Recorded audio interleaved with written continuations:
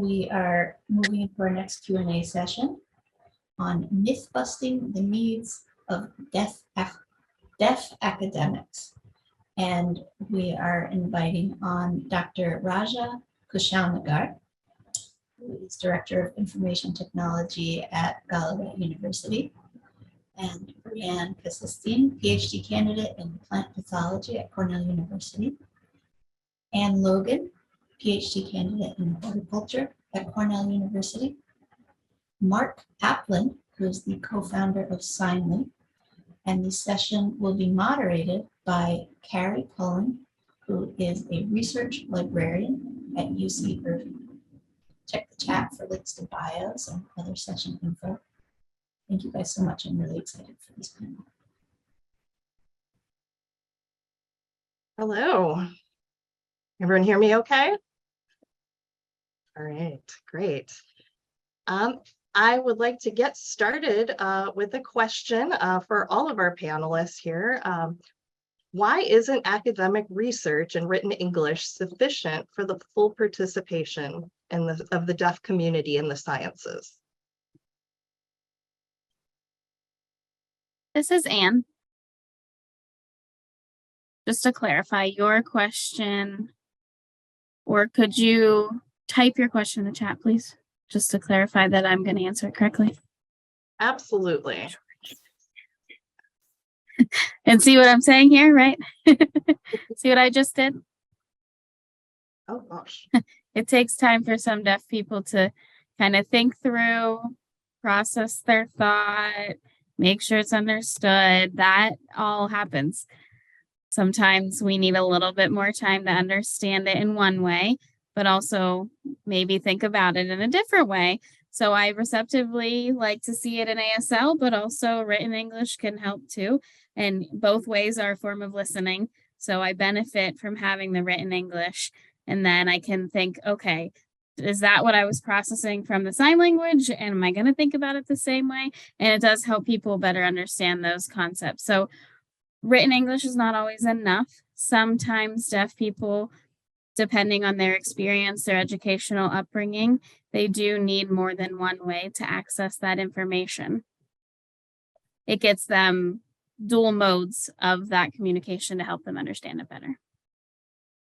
Excellent. Thank you for sharing that, Anne. Do any of the other panelists want to add to that? I was actually wondering if maybe Anne wanted to talk a little bit about ASL vocabulary for research. Maybe that's like better for a later part in the panel, or maybe that's good for now. But I personally, I am a very visual learner, so and English is, I think English is my first language. So using written English is really important for me. So instead of only having ASL interpreting for events, I also benefit from captioning.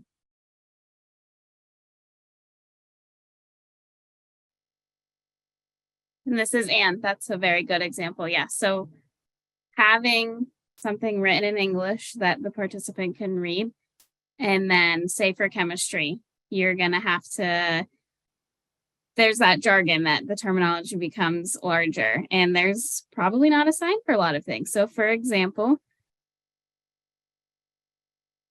trans and cis in chemistry, there's a sign that's set up, and deaf people can really understand it more clearly because it's the shape of the symbol that we use.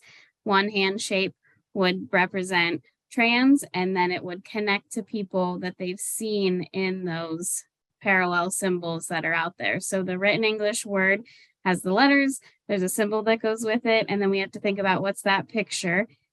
How does that concept work when it applies to chemistry? And then think about what hand shape would make the most sense in ASL as well. So again, a visual learner would probably need more than one mode of communication, and it helps them process that as well. If we're talking about photosynthesis, for example, okay, there's the sun, the plant is downloading this specific process, how would we sign that? All of this energy is happening. It's becoming produced inside the plant. You have to then make all of that into a visual concept, possibly in one sign or more, to make sure that people can understand that. Yeah. And I'm going to share a link with the host so that they can share with the audience, but there's a lot of scientists working on developing signs for like organic chemistry and things like that, because it just makes more sense.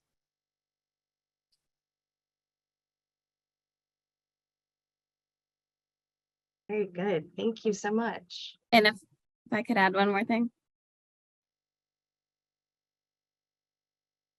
We've seen, even just for me, my interpreters sometimes don't understand the specific terminology.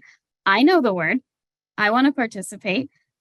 I start to say, okay, oh, I don't want to voice this word for myself. I'm not going to know how to pronounce it. If I spell it, is the interpreter going to know? Do I have a transcript? If I sign something like this and the interpreter doesn't know, they're not going to know the type of field I'm in. It's not that they are wrong. They're an inadequate sign. And you have to be careful of the signs you're using when we are creating new signs for things as well.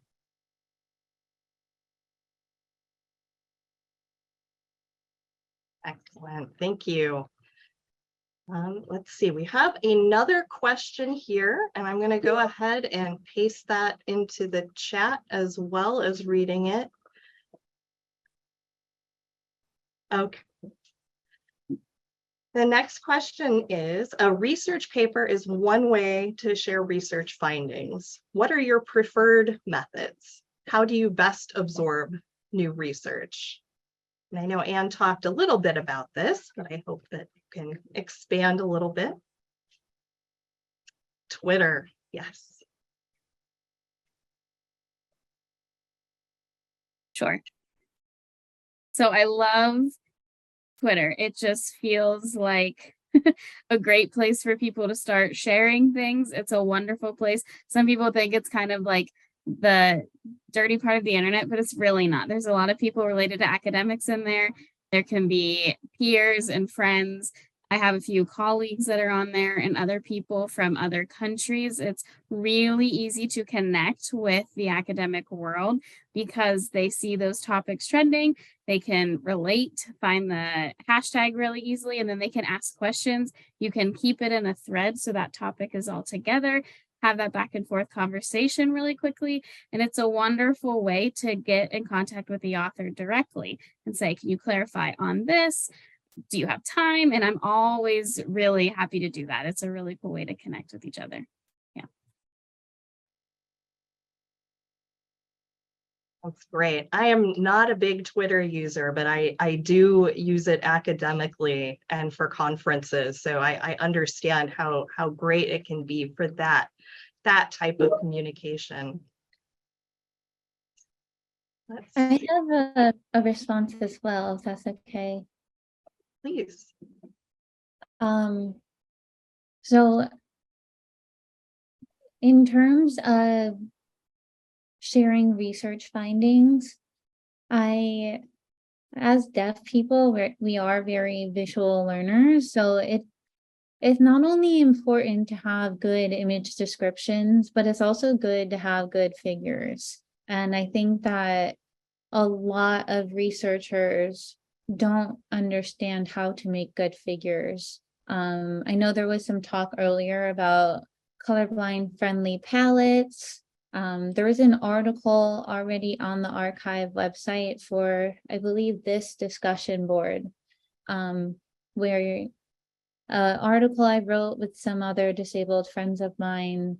We have links to how to give oral presentations and how to give poster presentations and what fonts to use, because some people have dyslexia or they have trouble of getting visual information very quickly. But for me personally, if I'm reading a paper and I look at the figure and I can't figure out what it's trying to tell me without reading the figure description, that is not a good figure. We need to have better ways of disseminating information.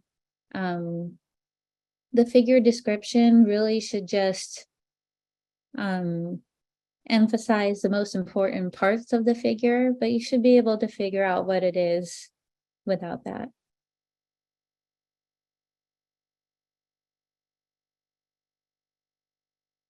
And this is Anne.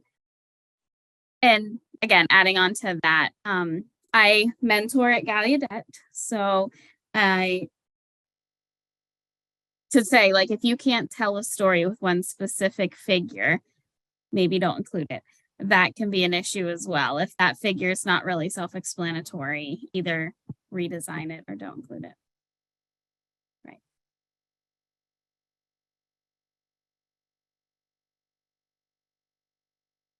I just want to encourage people to continue submitting questions to the Q&A if you have any for our presenters. I do have another question here. I will paste that in the chat for our panelists. So they're asking, can technology help?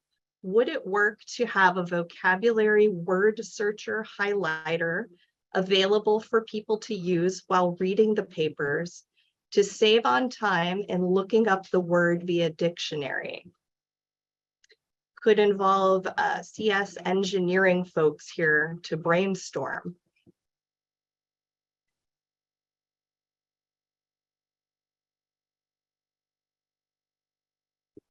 If no other panelists want to answer, I would like to.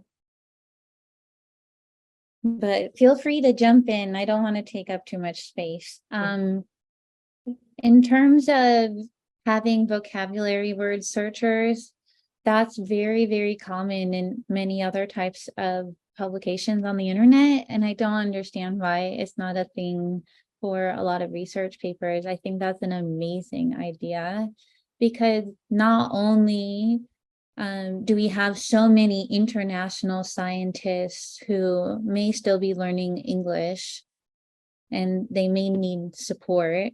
Also, deaf and hard of hearing scholars are usually English is their second language, even if they're born in the US. So I think that's a wonderful idea. And this is Anne. Yes. So right now, one of my best friends, they're from a different country. So sometimes, we'll go to chat with each other and we have to pull out our phones or try to communicate in a different way. Or if they send over an academic paper and it's not a topic that I'm familiar with, the dictionary is a great place to learn. Or even English as a second language learners, when they're trying to understand what's in that research paper, while they're reading it, they're usually translating it in their heads to their first language. And sometimes it can be misleading. And I would say that if you could keep things a little simpler, or if that highlight could keep them on one page, or again, using a dictionary that's already integrated into the research paper, or use more commonly used phrases or words, that would be something that's helpful as well. Oh, sorry. Go ahead. I guess as a hearing person with no lived experience, and I didn't even go to college. I left school at 16 and I couldn't write a paper to save my life. So my observations are going to be very limited. I was privileged to be part of the team that made Signly, which is like a screen reader, but outputs sign language instead of audio. And when we started, we thought that the tech was going to be the really, really tricky thing to build. And it was.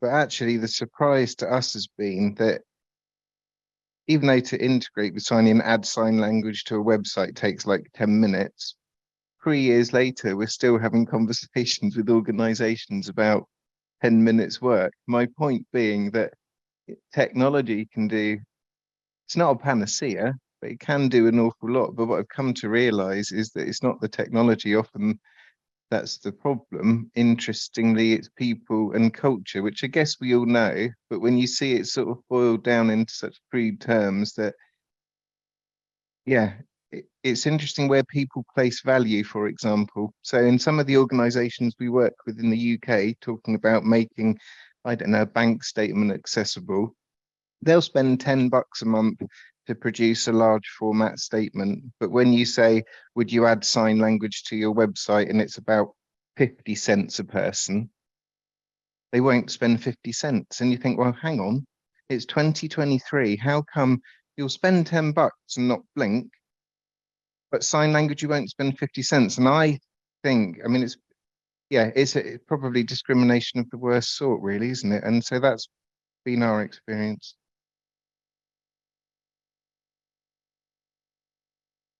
Yeah, that is frustrating. Most certainly. We did have a question earlier in which Breanne started to address, but I don't know if you'd like to revisit that. Ralph had asked, of course, for most scientists, English is not their first language, but it has become accepted standard that everyone who wants to participate in the scientific community learns English. I was just wondering whether a similar habit or standard exists among the hearing impaired. This is Anne. Yes, I do have strong opinions. Yes, we do need to increase that language equality so that we can collaborate with the rest of the world. You know, the deaf world, we can't be isolated. We can't just stay to ourselves. So I do see a lot of students at Gallaudet saying, oh, can we please translate this to ASL? Please, can we do that? But I don't know if that's helping them succeed on the graduate level. I tell my students, you know, you're in graduate school now, and unfortunately, you have to improve your English skills. You must. And then they will be able to succeed at graduate school. If they don't, they won't be able to, because that's the standard now. And many deaf folks, you know, I have friends, many of my deaf friends who have PhDs. You know, they have JDs, they have MDs, they have these advanced doctoral degrees. They struggle to do that. You know, that standard is so high, and they have to match that standard that is the same as the rest of the world. They have to match that as a scholar. So they have to, you know, reach that access by learning English and doing that, you know, until we can create that equality. I mean, we might still have to keep doing that. That's my opinion at the moment.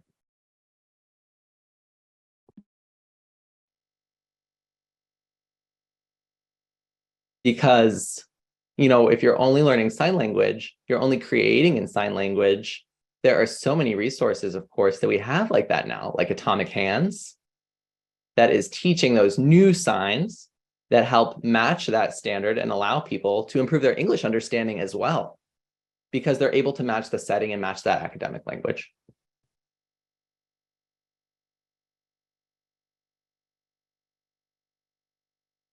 Thank you. Okay, we're getting some more questions. This one is from Linda. Let me copy that. Oh.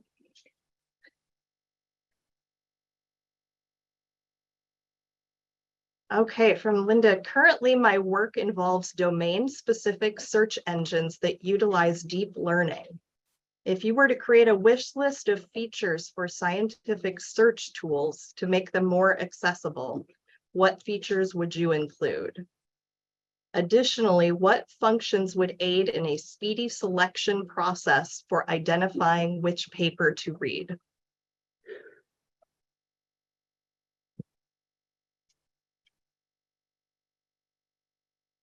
The big question. Yeah, that's a really tough question. Yes, that's a good question.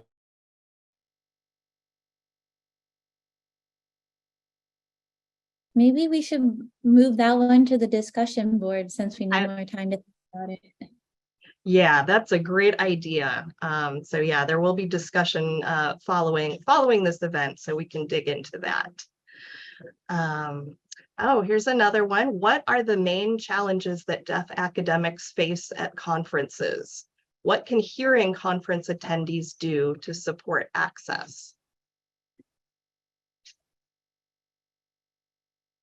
That's an awesome question.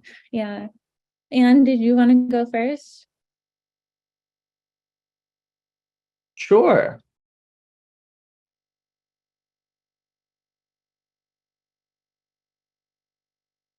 So the first thing that would help So the first thing that would help is to make sure that you look at us while we're talking, because hearing people are always prone to look at where the sound is coming from, but we're the person that you're actually talking to, not the interpreter. So you want to make eye contact with the person that is presenting their work. The interpreter is there to not only help us as the deaf participants, but the hearing people as well. Secondly, I would say, please provide captions on everything if possible. Otter AI is available. There's also Live Transcribe. So there's different apps, but you could also get a student intern to help you out with that. Or if you have to, just use automatic captions as well for any videos that are presented. It helps the deaf and hard of hearing, but also many people, if there are mothers or parents that maybe have kids that are home and there's things going on in the background, English is a second language learner, they might be able to connect it better with a visual English instead of auditory. And there's a lot of misunderstandings that can happen. English is a confusing language, so always providing captions onto any video content would be amazing, or in general at any presentation. Third, I would say, is provide frequent breaks or make sure there's recordings offered, because some of us, when we're using an interpreter all day, we need breaks. It's visually exhausting. And fourth, be willing to have the budget to say, okay, a deaf person might be able to bring the interpreter of their choice, because interpreters, if you're going to a conference, those local interpreters are not going to be trained with that deaf person's specific jargon. So if you can put in the budget to let the interpreters bring their own, or the deaf participants bring their own interpreters that are well known, they work together, that vocabulary for new interpreters. I have a funny story that I could say for another day, but just make sure that there is a list in the budget there. There's some numbers that are available to make sure that the interpreters provided are a good match. Excellent. Thank you so much. And you wrapped up actually perfectly at our ending time. I hope everyone will continue this conversation and the discussion board.